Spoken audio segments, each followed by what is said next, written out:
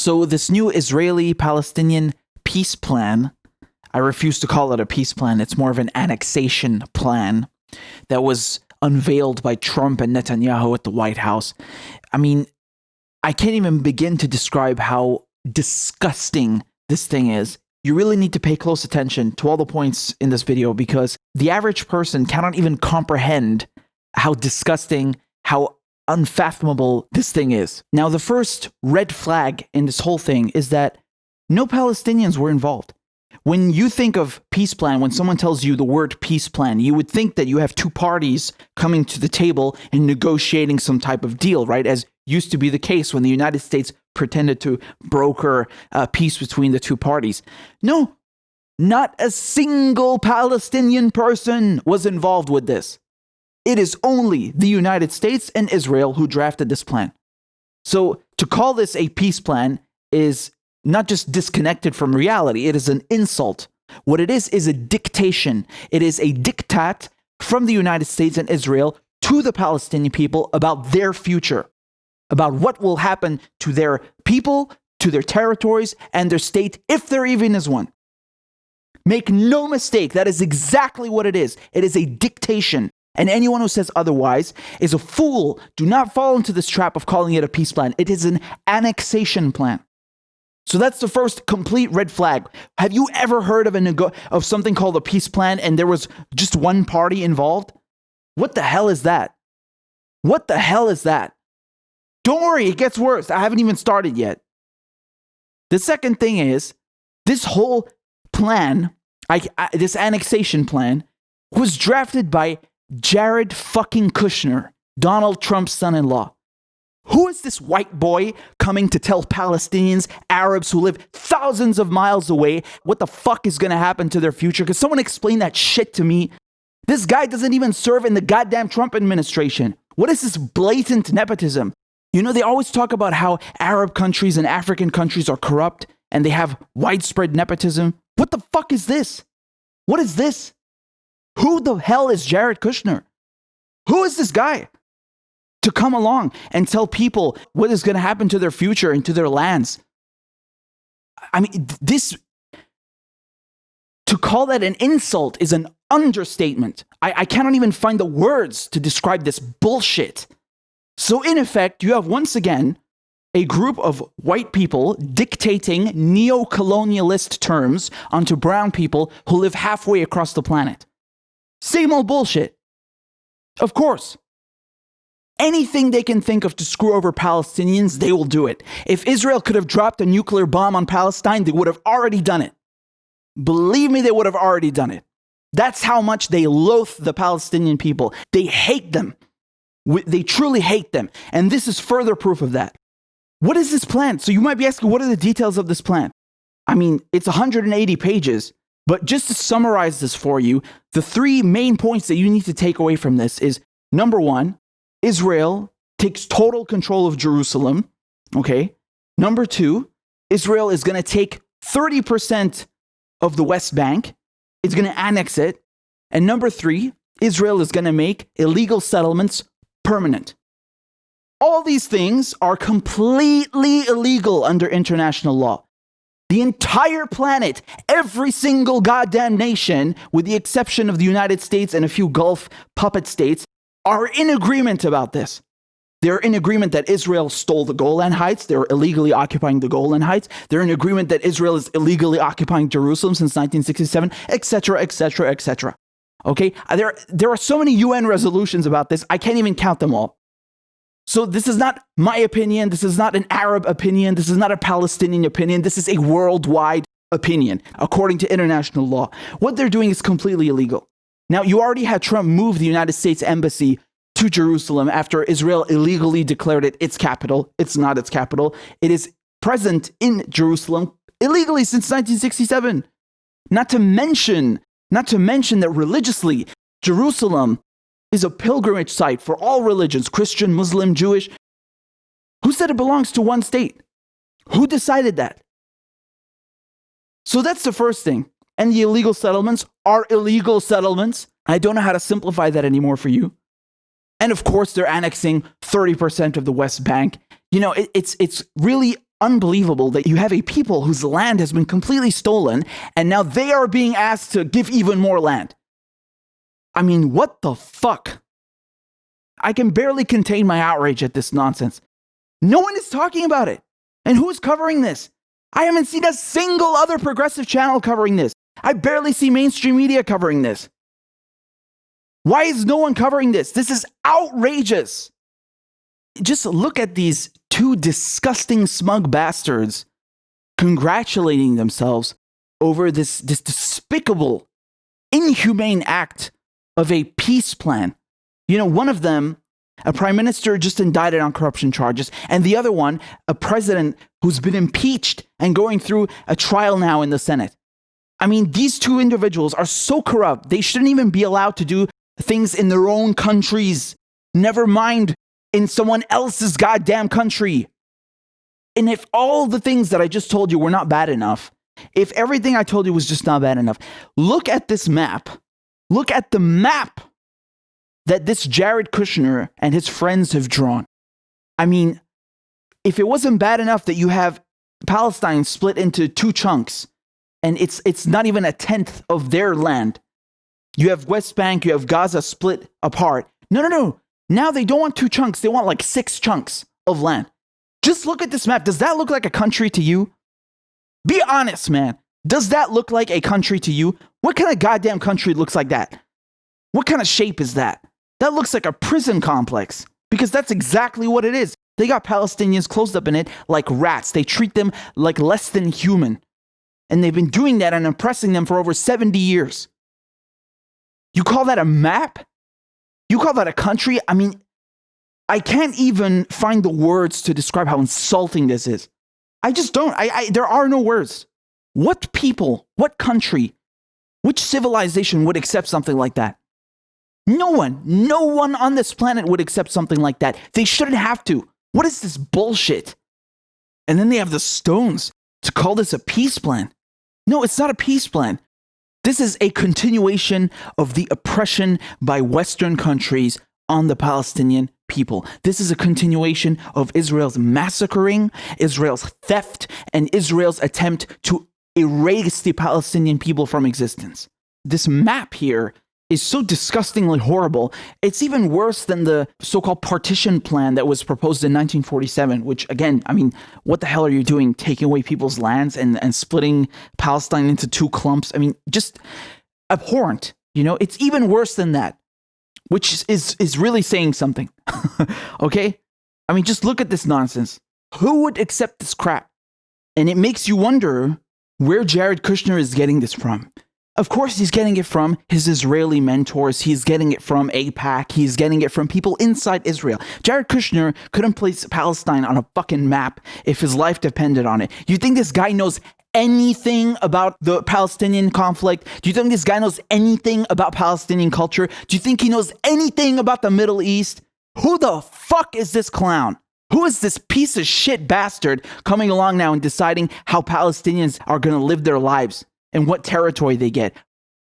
Now, you had 2 statements put out by Bernie Sanders and Elizabeth Warren about this annexation plan, and I'm going to read them to you right now, and I can already tell you that I prefer one over the other. So Bernie Sanders said, any acceptable peace deal must be consistent with international law and multiple UN Security Council resolutions. It must end the Israeli occupation that began in 1967 and enable Palestinian self-determination in an independent, democratic, economically viable state of their own, alongside a secure and democratic state of Israel. Trump's so-called peace deal does not come close and will only perpetuate the conflict and undermine the security interests of Americans, Israelis, and Palestinians. It is unacceptable. And then Elizabeth Warren, she said, Trump's peace plan is a rubber stamp for annexation and offers no chance for a real Palestinian state. Releasing a peace plan without negotiating with Palestinians isn't diplomacy. It is a sham. I will oppose unilateral annexation in any form and reverse any policy that supports it. So right off the bat, I like Elizabeth Warren's statement a bit more because she used the word annexation. You must use this word because that is exactly what it is. You cannot lie. You cannot sugarcoat what the truth is. This is another further theft of land from Palestinians. Never mind the theft from Jordan, from Egypt, from Syria. I mean, every surrounding country has had its land stolen by Israel at one point or another. Why do you think my cousin, who's half Palestinian, is half Palestinian? Because his grandparents had to flee the fucking country because their land was stolen from them. They were kicked out of it. They had to go to Syria as refugees. Just like others, millions went to Jordan. I mean, do people not see what's going on? You can't rewrite history. This didn't happen that long ago.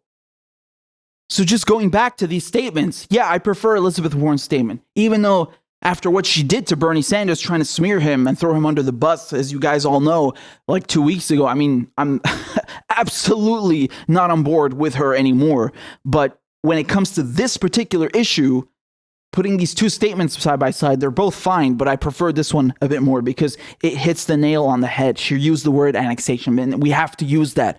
And as she said, you cannot call this a peace deal when there are no Palestinians involved. I mean, what the fuck is that?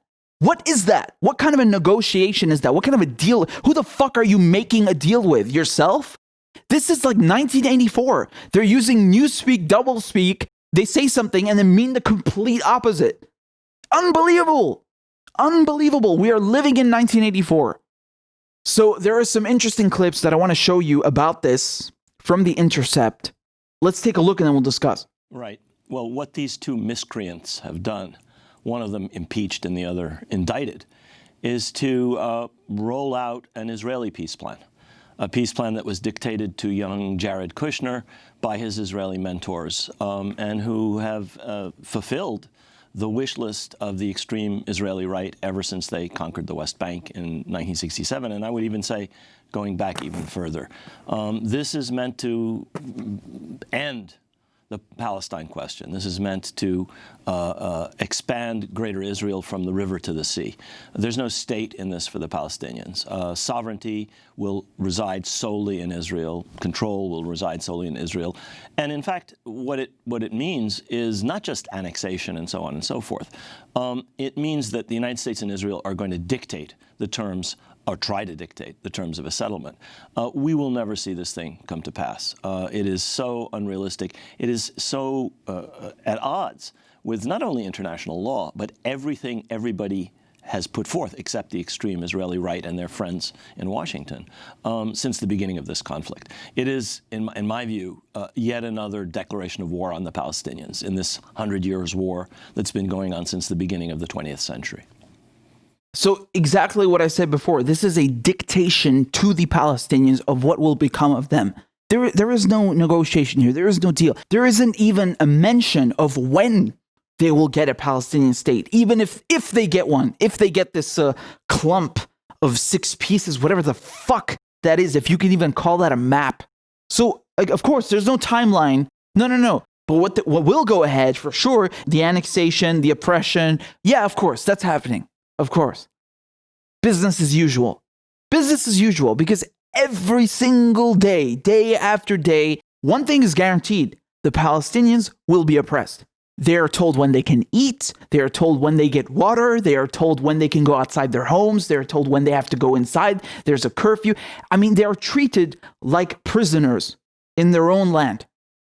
I cannot even begin to explain to you the degree of inhumanity that is imposed on them.